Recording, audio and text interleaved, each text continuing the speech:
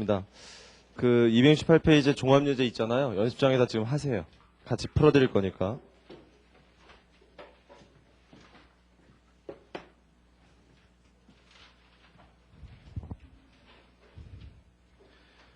그 268페이지에 있는 그 종합예제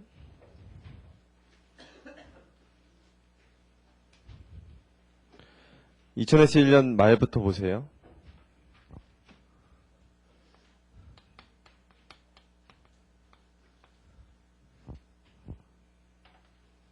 (2000에서 1년) 말에 거기 보니까 기말 매출 채권 잔액이 100만 원이었다. 과거 경륜을 봐서 얼마만큼이 대손 날 것 같냐면은 3%가 대손이 예상된다 그랬어요. 그럼 하나 물어보면요. 무슨 법으로 하라는 얘기입니까? 채권 잔액 비례법이다. 연령분석법이 아니라 채권 잔액 비례법인데 100만 원의 3%만큼이다. 이랬는데요. 요거를 이쪽에다가 좀 적어 놓을게요. 이쪽에다가 대차대조표를 좀 그려 놓을게요. 2000에서 1년 말에 거기 회사의 매출 채권이 얼마란 얘기죠? 100만 원이란 얘기죠? 100만 원. 아니 그 문제 지금 2001년 말에 대차대조표의 매출 채권 100만 원이라는 거 맞죠?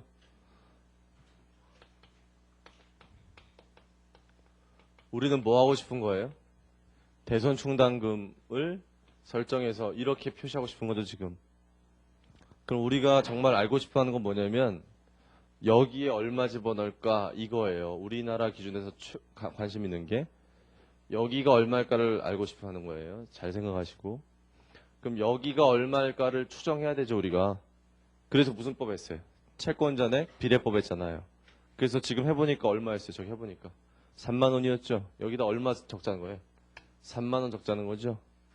그럼 여기가 얼마가 돼요? 97만 원 된다. 이거예요. 이거 이해하시겠어요? 그걸 저기서 회계 처리를 해볼게요. 이쪽으로 오세요. 이쪽을 보시면 이쪽을 대손 충당금 대손 장각비에서 이제 기말에 회계 처리를 하게 되는데 이 회계 처리하기 전에 총계정 원장에 대손 충당금이라고 하는 계정 과목이 이렇게 있을 수가 있잖아요. 충당금이라는 계정 과목이. 충당금이라고 하는 계정 과목이 요거 설정하기 전에 이쪽으로 잔액이 있다는 건 아시겠어요? 대변 잔액이다. 충당금이라고 하는 계정 과목은 대변 잔액이죠? 아, 얘가 부채는 아닌데 자산의 차감적 평가 계정이라고 해서 이쪽이잖아요. 설정할 때 이 충당금 이쪽이니까.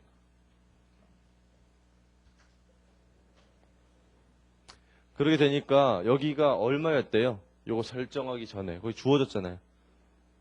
만 원이 있었대요. 잔액으로 만 원이.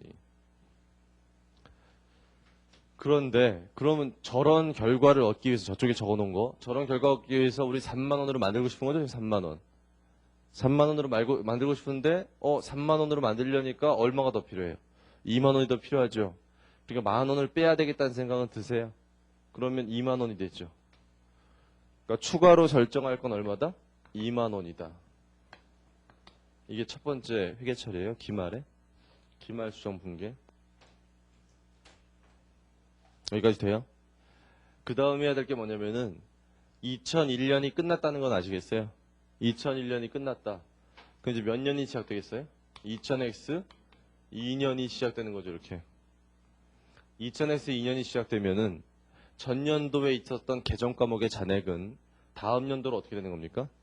차기월 되는 거죠. 여기에 지금 얼마 더 잡혔어요? 2만 원 더 잡혔다는 거 아시겠죠? 여기서 2만 원 더 잡았기 때문에 잔액이 얼마 남아 있는 겁니까? 3만 원 남았죠. 3만 원 남은 잔액을 2002년도 총계정 원장에 대손 충당금이라는 계정 과목이 이렇게 있을 거 아니에요. 여기로 옮겨져 가야겠죠. 어떻게 마감해요 우리? 차기 2월 3만 원 여기 대변에 전기 2월 3만 원 이렇게. 이거 이해하셔야 돼요. 지금 한 거. 어렵지 않죠? 전년도 잔액을 넘겼다. 차기 2월, 전기 2월. 됐죠? 이렇게 돼서 2002년이 된 상태 현재. 그런 상태에서 문제 자료를 보시면 2002년에 몇 월 며칠 날? 2월 5일 날. 2000X2년 2월 5일 날 무슨 일 있었어요? 2월 5일 날 거기 대손이 확정됐죠. 얼마만큼? 2만 원만큼. 자 보세요. 대손이 확정됐다. 무슨 생각을 하랬어요? 대손이 확정됐다. 그 채권이 더 이상 자산이 아니다.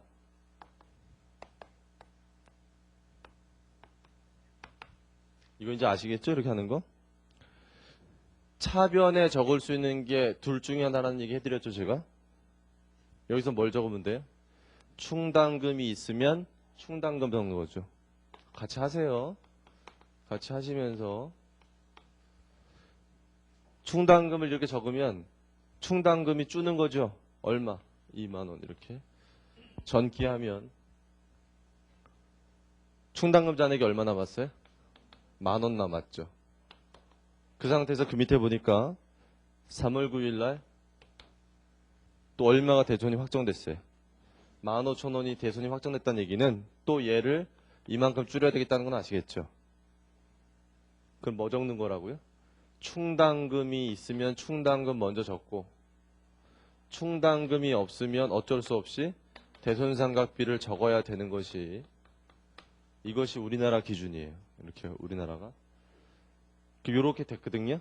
여기 얼마가 들어가요? 10,000원이 또 들어가서 얘 제로 되죠 일단. 대손상각비. 됐죠? 그 다음에 2002년 5월 8일 날 무슨 일이 있었어요 여기?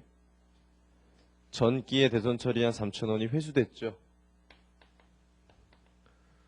이런 걸 아까 뭐라고 불렀어요? 상각채권의 회수다. 뭐 좋은 일이라고 했죠 우리. 그럼 차변에 현금 들어오겠다는 건 쉽게 알겠죠. 하세요 같이. 3,000원. 이거 쉬우니까. 문제는 뭐예요? 대변에 뭘 적을 거냐가 문제죠 우리. 대변에 뭘 적을 거냐 문제인데 여기도 적을 게 둘 중에 하나라 그랬죠. 충당금 아니면 대손상각비예요. 대손 처리할 때 처리했던 계정 과목이기 때문에 그 둘 중에 하나가 나오는 건데 전기에 대손 처리한 걸 회수했죠 지금. 가서 확인해 보나마나 어차피 뭘 적어야 된다? 대손 충당금을 적어야 된다. 그 이유는 대손상각비가 있다 하더라도 거기에 어차피 그걸 없앨 수 없거든요. 우리 입장에서는. 그래서 전기 거는 무조건 대손 충당금이에요. 조금 있다가 연습 문제 풀 때 또 하나 더 정리해 드릴 거예요. 우리 대손 충당금을 대변에 써야만 되는 거 정리해 드릴 거예요. 좀 이따가. 그래서 사실 3,000원 적었어요. 그럼 대손 충당금 대변에 얼마 적어야 돼요? 대변에 3,000원 적어야죠. 여기다가 적어볼게요. 전기 3,000원만큼 충당금 늘어났죠? 아니 충당금 3,000원 늘어나잖아요. 저렇게 적으면. 맞아요? 그 다음에 몇 월 며칠 그 밑에? 7월 2일 7월 2일 날 또 회수했죠. 얼마? 2만 원 회수했어요. 그거는 보니까 단기 거거든요. 단기 거라서 확인해 봤어요. 뭔지. 확인해 봤더니 쭉 올라가 보니까 뭐라고 써 있어요? 대손 충당금이라고 써 있죠. 대손 충당금 하면 되겠다는 거 아시겠죠? 그럼 2만 원만큼 충당금을 늘려요. 여기다 2만 원. 그럼 충당금 잔액은 이제 얼마가 됐어요? 2만 3,000원이 됐죠. 여기까지 해가지고. 그쵸? 자, 그 밑으로 가세요 또. 12월 31일이 됐어요. 자, 이날은 무슨 날? 결산일이죠. 기말 결산일. 결산일이 돼가지고 기말 매출 채권 잔액이 얼마냐? 150만 원이래요. 그 중에 몇 프로가? 3%가. 곱해보니까 4만 5천 원. 여러분 요 내용을 이쪽에다 좀 적을 테니까 이쪽 좀 보세요. 2000X 2년 말이 됐을 때 대차대조표예요. 매출 채권이 얼마란 얘기입니까? 그 자료가 매출 채권이 잔액으로 150만 원이다. 뭐 아까 했던 얘기랑 똑같은 얘기예요. 그럼 우리가 알고 싶어 하는 건 뭐라고요? 요 밑에 적을 대손 충당금을 얼마로 할 거냐 이거거든요. 그래서 우리의 핵심은 기말에 여기를 추정하는 게 핵심이에요. 여기를. 그걸 추정하는 방법이 뭐? 채권잔액 비례법, 연령분석법 이렇게 되는데 이 문제는 채권잔액 비례법인데 그래서 여기 얼마라고 보라는 얘기예요. 얼마? 4만 5천 원이다. 이런 거예요. 그러니까 145만 5천 원 적고 싶다 이런 얘기예요. 맞습니까? 이렇게 하고 싶으니까 이쪽으로 와보세요. 이렇게 하고 싶은데 그리고 기말에 4만 5천 원인데 여기 4만 5천 원 하려니까 2만 3천 원이 있잖아요. 보니까. 그쵸? 그러면 얼마만 더 설정하면 되겠다? 2만 2천 원만 더 설정하면 되겠다. 이거죠? 대변의 대손 충당금 얼마? 2만 2천 원. 차변의 대손 뭐겠어요? 상각비 2만 2천 원. 이 끝이에요. 다 했어요. 이렇게 하면 여기에 2만 2천 원 들어가기 때문에 결국 잔액이 4만 5천 원 돼요. 쟤는 또 다음 연도로 어떻게 돼요? 차기 2월. 또 이게 흘러가고 계속 반복돼 계속 매년. 별거 아니죠? 거기 책에 보시면 269페이지에 부분 대차대조표가 나오죠. 그게 저기 칠판에 적어놓은 거랑 똑같은지 확인해 보세요. 지금. 그래서 여러분 대손과 관련된 회계처리 크게 세 가지로 정리하면 돼요. 대손이 확정됐을 때 회계처리, 대손 처리된 채권 회수할 때 회계처리, 기말에 충당금 결정하는 회계처리. 이렇게 세 가지만 잘 정리하시면 다 돼요. 제6절 들어가기 전에 연습 문제 잠깐 보고 넘어가겠습니다. 271페이지 익히 문제 혼자 읽어보시고 274페이지 연습 문제 1번, 연습 문제 2번, 연습 문제 3번, 4번, 5번, 6번, 7번, 8번 다 넘겨보시면 다 무슨 문제예요? 이렇게 쭉 눈으로 보면서 넘기시면 다 분기하는 문제죠. 그래서 공부 처음 하시는 분들은 꼭 해보세요. 연습을. 문제 9번 보시면 대손. 그래서 문제 9번부터가 대손 문제인데 9번, 10번, 11, 12, 13까지는 여러분이 혼자 하시면 되고요. 문제 14번을 지금 해보세요. 종합 문제. 284페이지 문제 14번. 걔 풀고 넘어갈게요. 시험에 잘 나와요. 그래서 잘 해보세요. 284페이지 문제 14번.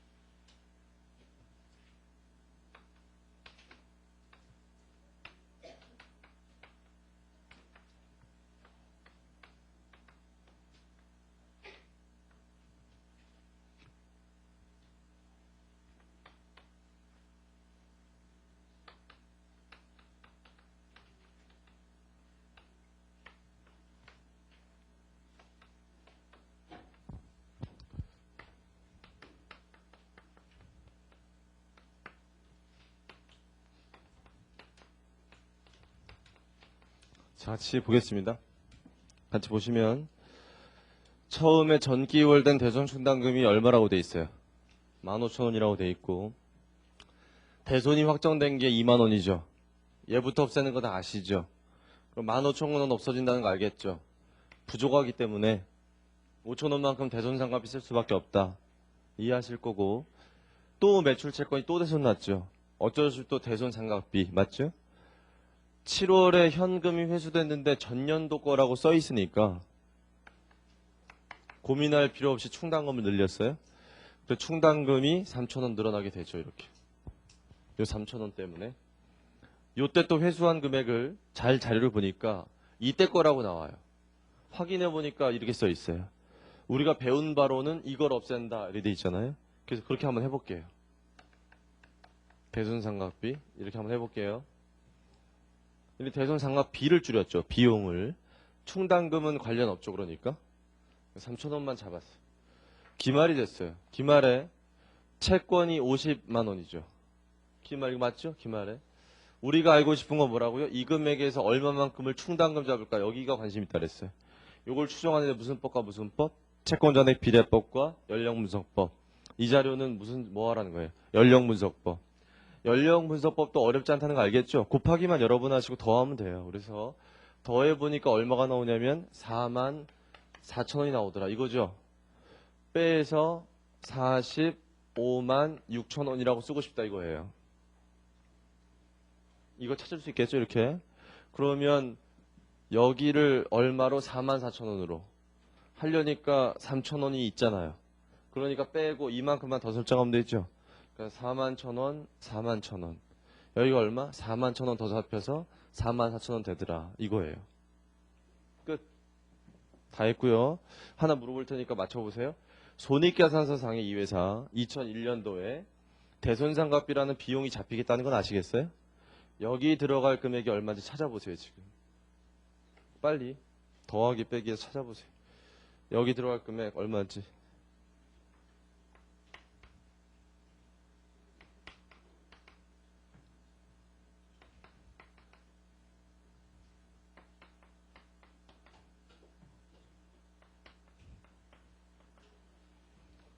이 답이에요. 49,000원. 이 49,000원을 못 찾으면 안 돼요. 시험에 잘 나오는 거야 아주. 여러분이 출제자라면 이거 물어보겠습니까? 이거 물어보겠습니까? 여러분 출제자라면 이거 물어볼래요? 이거 물어볼래요? 이 문제 내고 이 문제를 시험에 내고 2001년에 손익계산서에 잡힐 대손상각비 물어볼래요? 대차대조표에 잡히는 대손 충당금 물어볼래요? 여러분 같으면 이거 물어보죠. 이거. 이건 너무 쉬워요. 우리가 기말에 추정한 금액이에요. 그 금액이 그대로 들어가는 거예요.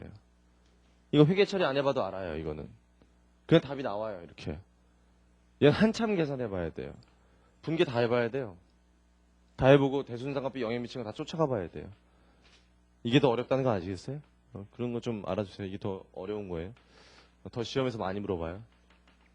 그래서 대손상각비 관련된 시험 문제 가르쳐 드릴게요. 첫 번째, 출제자는 이 분계를 하라고 낼 수 있어요. 분계. 분계도 다 하라고 낼 수도 있고 특정한 날짜의 분계만 물어볼 수도 있어요. 기말에 하는 분계 해봐라. 그럼 이거 하면 돼요. 이런 식으로.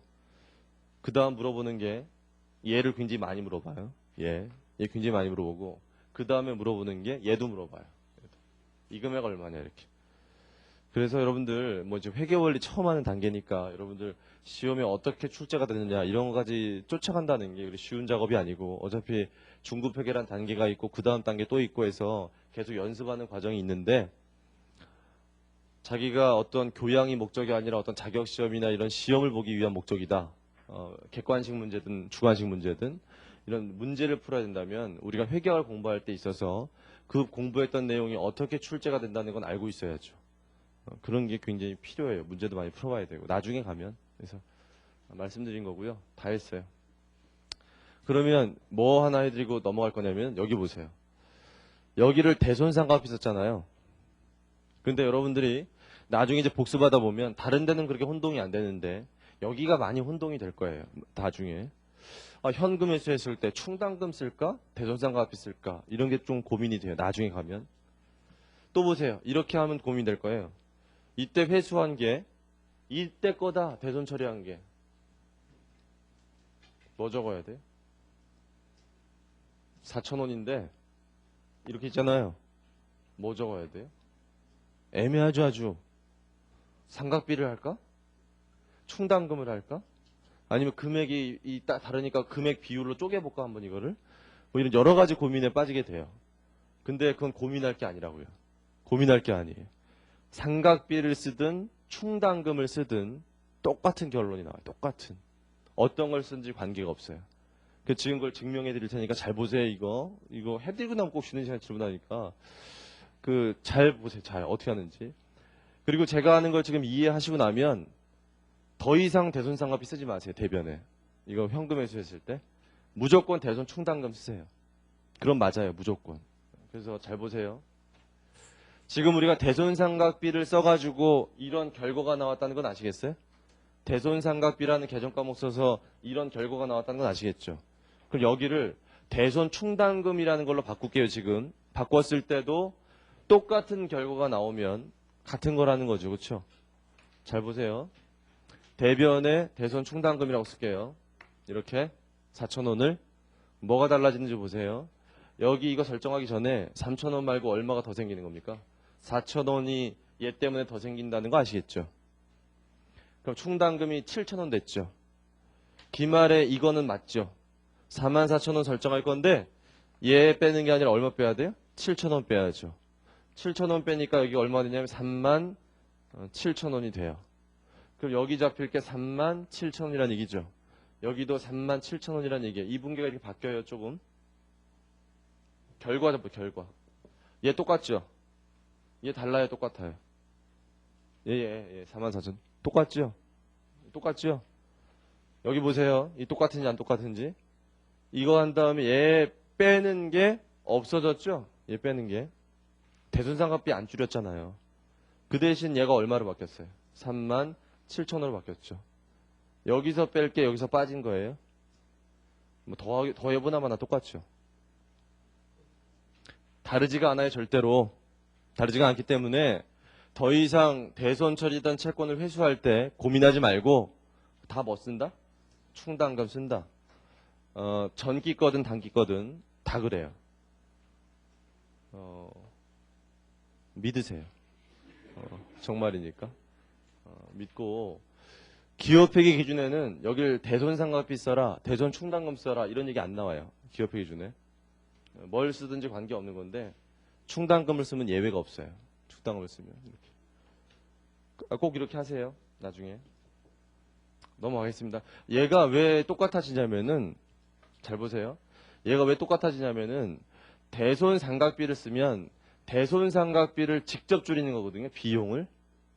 비용을 직접 감소시키는 건데 지금처럼 충당금을 잡으면요. 나중에 잡히는 비용을 줄여요. 여기다 대손상각비를 쓰면 비용을 직접 줄이는 거죠. 충당금을 쓰면 나중에 잡히는 대손상각비가 줄죠. 결국 같다는 거 알겠어요? 잘 생각하세요. 넘어가겠습니다. 269페이지 제6절에 외화채권 채무의 평가를 보겠습니다.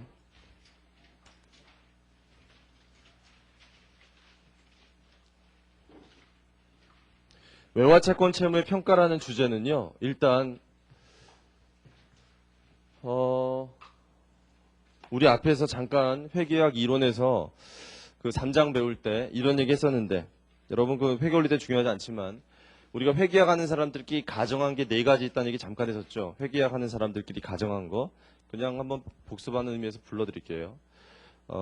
기업 실체의 전제라는 게 있고요. 계속 기업의 전제, 화폐 단위 측정의 전제, 기간별 보고의 전제라는 게 있어요. 회계학 하는 사람들끼리 약속한 것 중에. 그 중에서 화폐 단위 측정의 전제라는 게 있었죠. 그게 뭐냐면 우리가 장부에 기록할 때는 뭐 단위로 기록하죠? 화폐 단위로 기록하죠. 이 회계학에서는. 근데 이 화폐 단위라는 게 우리나라에서는 뭐예요? 원화죠. 원화. 그래서 우리가 배우고 있는 이 거래 자체가 모두 다 원화로만 발생한다면 아무런 고민이 없어요. 근데 거기 제6절에 보시면 외화로 거래가 일어나죠. 실제 실무에서. 외화로 거래가 일어나면 그걸 장부에 기록할 때 뭐로 적어줘야 돼? 원화로 적어줘야 돼. 우리나라에서는. 그래서 거기 보니까 2000X1년 6월 1일자 거래가 나와요. 거기 거래 잠깐 읽어보시면 뭐 했냐면 수출했어요. 상품을. 얼마에 수출했냐면은 1000불에 수출했어요. 1000불. 외상으로 팔았거든요. 그럼 차변의 계정 과목이 뭐예요? 매출, 채권, 대변의 매출 이렇게 적으면 되거든요. 똑같이. 근데 이거를 적으려고 했더니 달러잖아요. 달러니까 뭐로 해야 돼요? 원화로 바꿔야 된다. 그러니까 외화 채권 채무의 평가라는 주제는 뭐로 거래했을 때 생기는 거예요? 외화로 거래했을 때 생기는 문제예요, 이게. 그럼 일단 곱하기 뭐 해야 되죠? 뭐 해야 돼요? 환율 곱해야 된다는 거 아시죠, 여러분들? 거기 환율 자료 주어져 있는데 1250원이래요. 1달러에. 그러면 장부에 기록할 때 곱해서 이렇게 원화에 원화. 어렵지 않으시죠, 이거? 자, 그 밑으로 가서 2000X1년 7월 1일 날 또 뭐 했대요?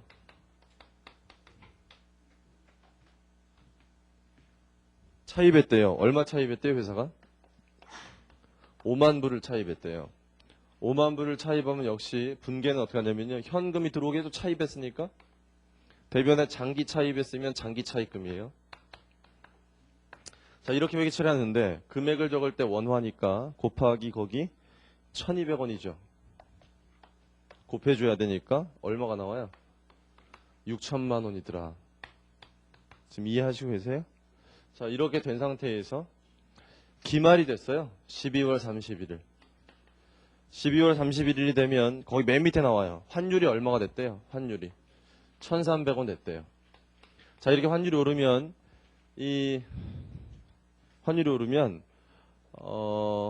달러로 채권 갖고 있던 사람은 기분이 좋아요, 나빠요? 달러로 채권 갖고 있던 사람 기분은 좋죠. 달러로 채무가 있던 사람은 기분이 안 좋죠. 그 정도는 알죠, 여러분들.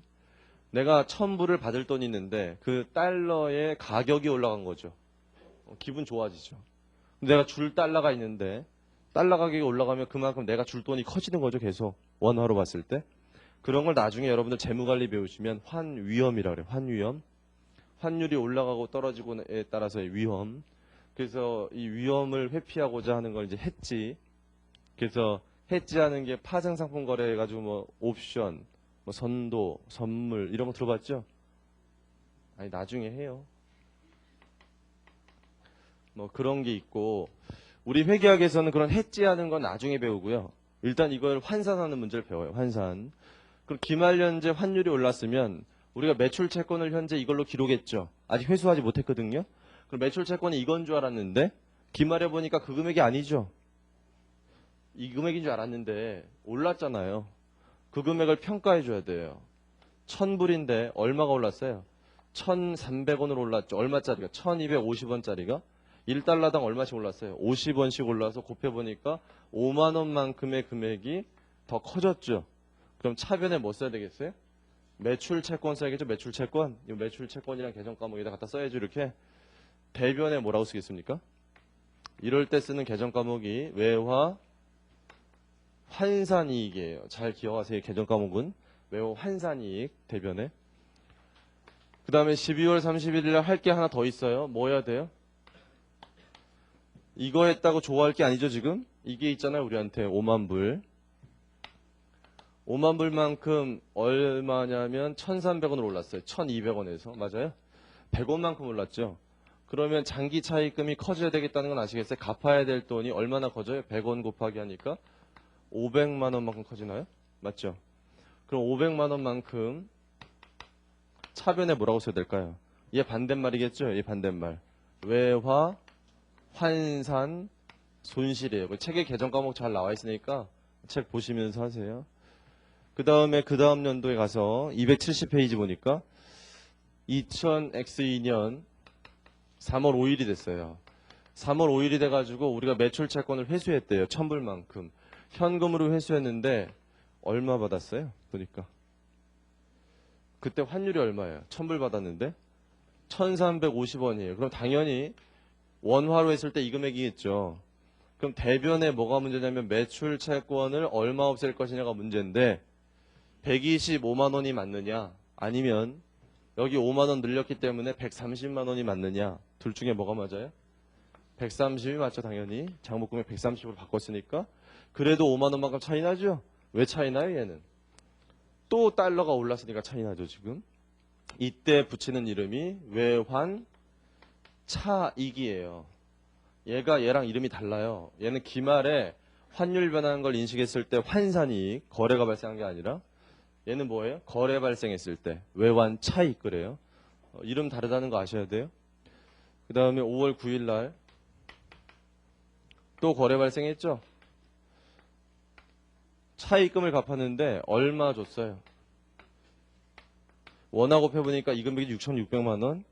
차변에 장기 차입금 없앨 건데 얼마 줘야 되냐면 6,500이 맞다는 거 아시겠죠? 500 늘렸으니까. 그래도 100만 원만큼 차이가 나죠? 이게 더 나가서. 왜 그래요? 환율이 더 올라서 차이 나는 거죠. 그럼 여기 들어갈 이름은 외환, 얘 반대말 외환 차손이겠죠. 외환 차손. 얘랑 이름이 달라요. 기말에 환산했을 때 생기는 이름하고 거래가 발생할 때 생기는 이름하고 다른 거예요.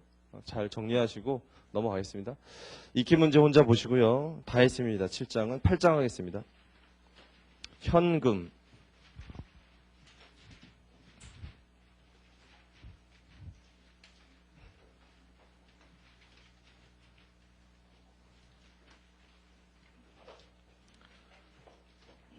여러분 해보시면 지금 7장이 끝났는데 7장이 6장보다 쉽다는 건 아시겠죠? 우리가 해보니까.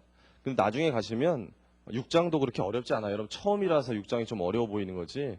나중에 가시면 6장도 그렇게 어렵지 않고 7장은 할만했죠. 8장 하는데 이 8장은 더 쉬워요. 그래서 뭐 할만하실 거예요. 제1절 보시면 현금이라고 돼 있는데 현금 다 아시는 거고요.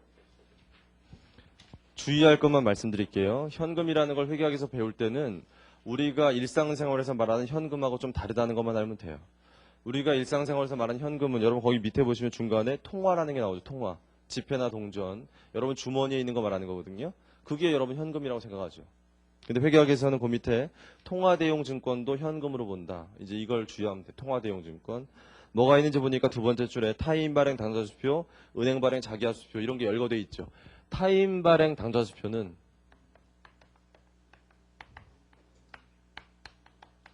타인 발행 약속어음이랑 구분할 수 알아야 돼요. 근데 우리 배웠으니까 이제 복습하는 거예요.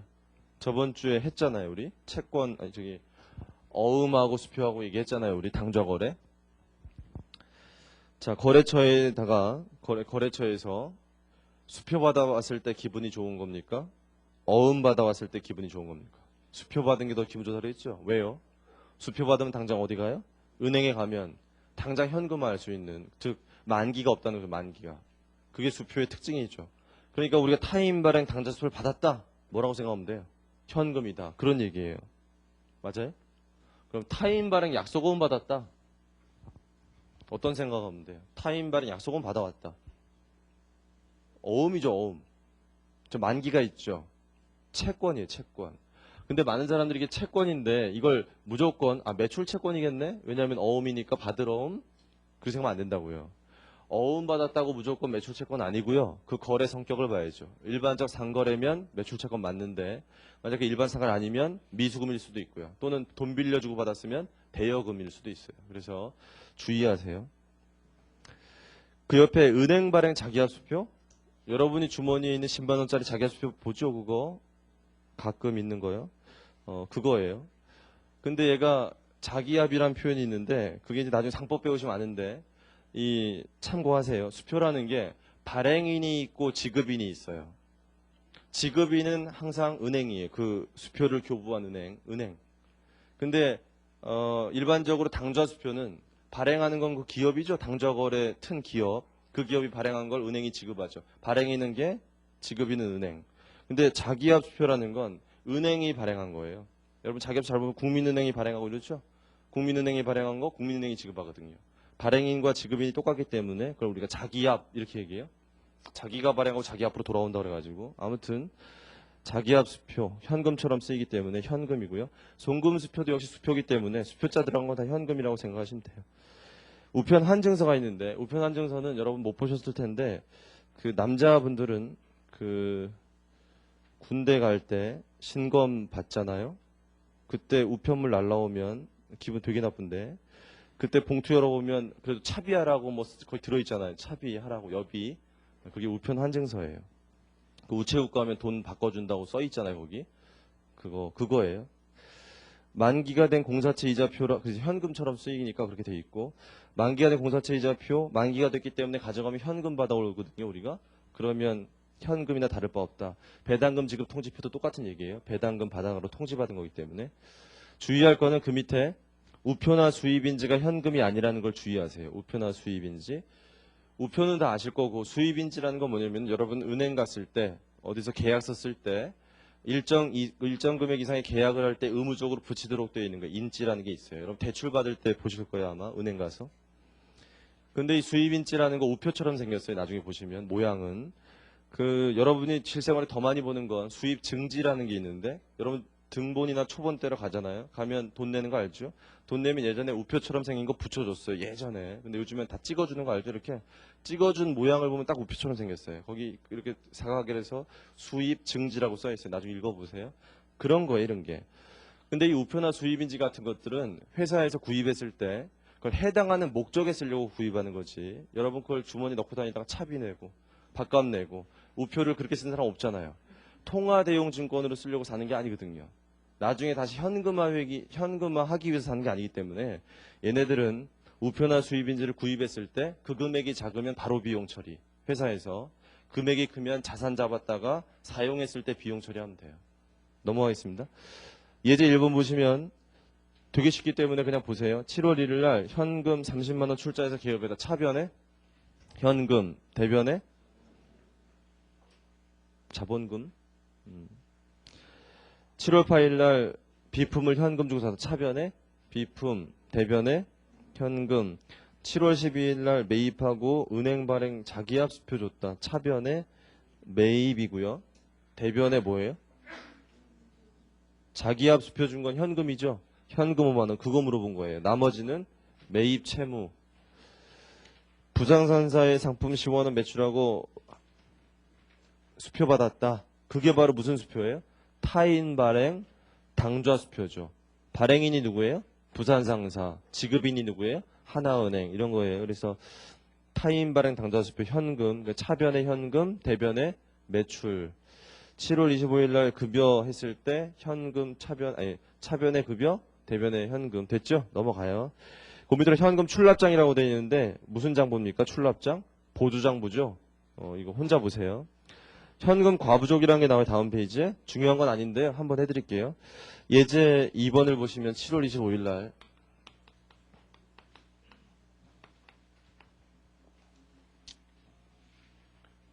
거기 보니까 무슨 일이 있냐면은 장부잔액이 얼마라고 돼 있어요? 32만 원이라고 돼 있는데 현금 시재액을 조사해 봤더니 얼마래요? 29만 원이었다. 그 얘기는 금고를 열어봤더니 29만 원밖에 없었다는 얘기예요. 그랬을 때 가장 당황하는 사람은 누굴까요? 이 현금 출납 담당자죠. 장부상 32만 원이 있어야 되는데 3만 원이 비었잖아요 지금. 맞죠? 그럼 그 돈 어디 갔을까요? 3만 원 빈 거. 3만 원 빈 거 어디 갔어요? 원인은 두 가지예요. 첫 번째는 분실. 두 번째는 어딘가 썼는데 기억을 못하고 있는 거죠. 그 증빙을 제대로 챙겨놓지 않아서. 아니 뭘 샀든 뭐 차비를 냈든 뭔가 썼는데 그걸 모르고 있는 거예요. 아니면 분실. 근데 아무튼 7월 25일 날 그걸 발견했기 때문에 일단은 장부상 잔액과 맞춰야 돼요. 근데 그걸 장부상 잔액에 맞춰야 돼요? 금고 잔액에 맞춰야 돼요? 금고 잔액에 맞춰야지. 장부상 잔액에 맞춘다는 생각을 하시는 분은 자기 돈 넣어야 되잖아 이렇게. 3만 원 빈 것만큼 이렇게. 그건 아니고 우리가 금고 잔액에 맞추려고 하니까 현금을 얼마 줄여야 돼요. 3만 원 줄여야지만 맞아진다는 건 알겠죠. 근데 3만 원만큼 현금을 줄이려고 하니까 어디 썼는지 알아야 되잖아요 이게. 근데 그걸 모르는 거죠 지금. 원인이 밝혀질 때까지 임시적으로 적는 이름이 필요한데 그때 적는 이름이 현금 과부족이래요. 시험에 나온 적 없어요. 그래서 이해만 하시면 돼요. 7월 30일 날 드디어 발견했어요. 얼마만큼? 10,000원만큼. 종업원 중에 한 명이 금고안에서 차비 쓰려고 10,000원을 가져가 놓고 얘기를 안 한 거예요. 그러니까 그게 발견했어요. 그럼 현금 거부족 없애면 되죠? 뭐라고 정리하면 돼? 회사 입장에서 여비, 교통비예요. 종업원이 교통비 쓴 거기 때문에. 그 다음에 기말이 됐어요. 기말이 됐는데 도저히 나머지 20,000원에 대해서는 확인이 안 되는 거예요, 이게. 근데 현금 과부족이라는 개정 과목은 계속 둘 수 있는 게 아니거든요. 임시적인 거기 때문에 정리해야 돼요. 현금 과부족 금액이 크다면 그 원인을 찾아가지고 종업원한테 뭐 회수하든지 이래야겠지만 금액이 작으면 그냥 잡손실 처리해버려요. 책에 있는 것처럼. 잡손실. 잡손실. 원인 모를 때 쓰는 개정 과목이에요. 다음 페이지 보시면 예제 3번 있는데 이렇게 돈이 부족할 때만 있는 게 아니라 돈이 오히려 남을 때도 있대요. 거기 보니까 얼마가 남아요? 20,000원이 남아요. 그러면 장부상 잔액을 금고 잔액에 맞춰야 되니까 20,000원 늘려요. 20,000원만큼이 왜 들어왔는지 알아야지 돈이. 근데 원인을 모르니까 쓰는 개정 과목은 똑같아요. 현금 과부족. 이 과자가 들어가 있잖아요. 그래서 많을 때도 쓰는 개정 과목이 과부족. 그 다음에 원인이 밝혀졌죠. 뭐라고? 15,000원만큼은 수수료 받은 거였다. 그럼 현금 과부족 없애고 차변에 뭐 쓰면 돼? 대변에 수수료, 수익, 대변. 그 다음에 기말이 됐는데 원인이 밝혀지지 않았대. 어떻게 하면 돼요? 얘 다 없애버리고요. 원인 모르는 이익이다 해서 잡이익 이렇게 잡아요. 자, 이렇게 가르치고 처음에 책에서 이렇게 하는데 이거는 이제 책에서 하는 회계 처리고 여러분이 실무적으로 이런 상황에 닥쳤다면은 이렇게 하지 마세요. 이렇게 분개하지 말고 어떻게 해야 돼? 30,000원 부족했을 때 가까운 단골 식당에 가야죠. 뭐 달라고 해야 돼? 영수증 달라고 했어요. 식대 쓰세요. 식대. 이렇게 해서 증빙 붙여가지고 야식 먹었다. 복리후생비. 깨끗하죠 아주. 이렇게 정리하세요. 돈이 남았다. 왜 적어요? 지우세요. 다 지우고 남이 보는지 안 보는지 잘 봤다가 그 주머니에 넣었다가 나중에 원인이 밝혀지면 조용히 꺼내시면 돼요. 296페이지 제2절에 당좌하여금 보세요. 당좌하여금. 당좌하여금의 의의라고 되어 있는데 다 아시죠 이제? 넘어가요. 297페이지 예제 4번인데 거기 8월 20일 날 회계 처리만 한번 해보실래요? 8월 20일 날 회계 처리. 8월 20일 날 회계 처리.